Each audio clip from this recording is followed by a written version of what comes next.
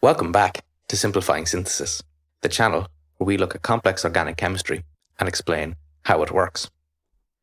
This week, we're going to be looking at part 2 of the synthesis of Cotylenin A by the Nakada group.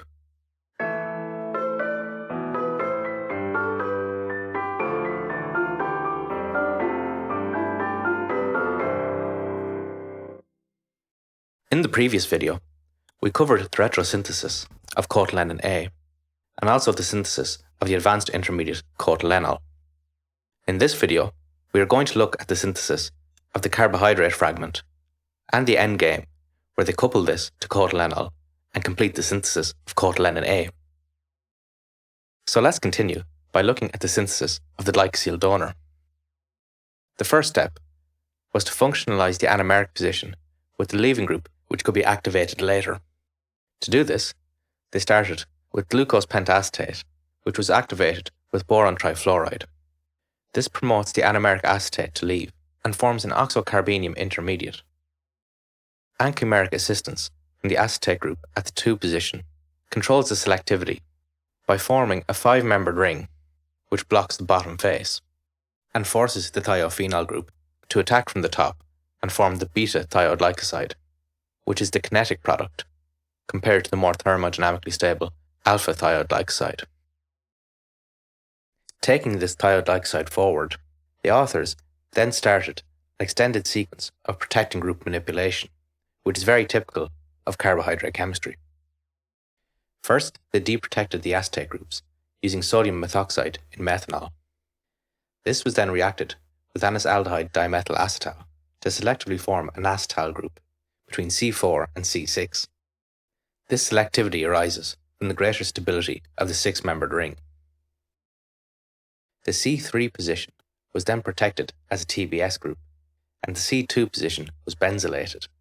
This orthogonal protecting group strategy allows the hydroxyl groups to be selectively deprotected and be manipulated with complete regioselectivity.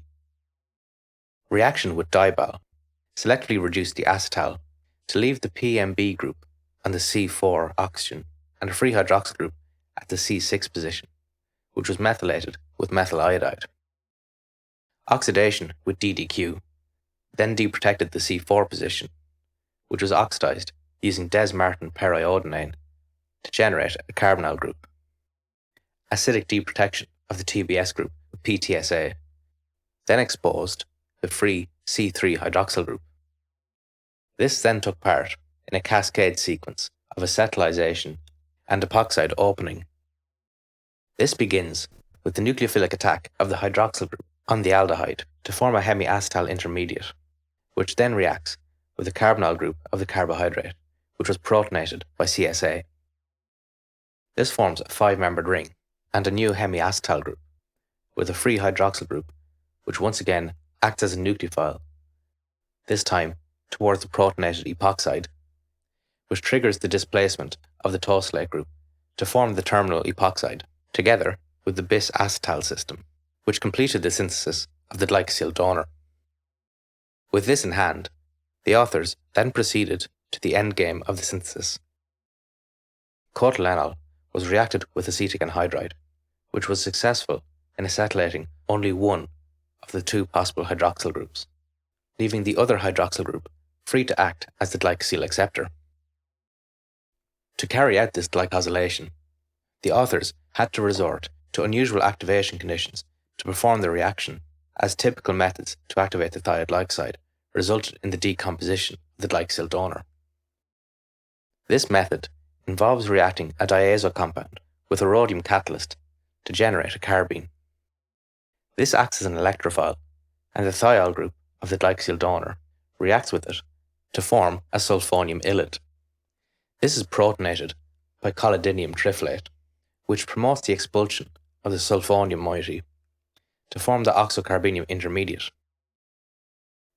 As the benzyl group cannot participate in anchimeric assistance, the glycosyl acceptor approaches from the alpha face of the molecule to form the alpha glycoside, which is more thermodynamically favoured.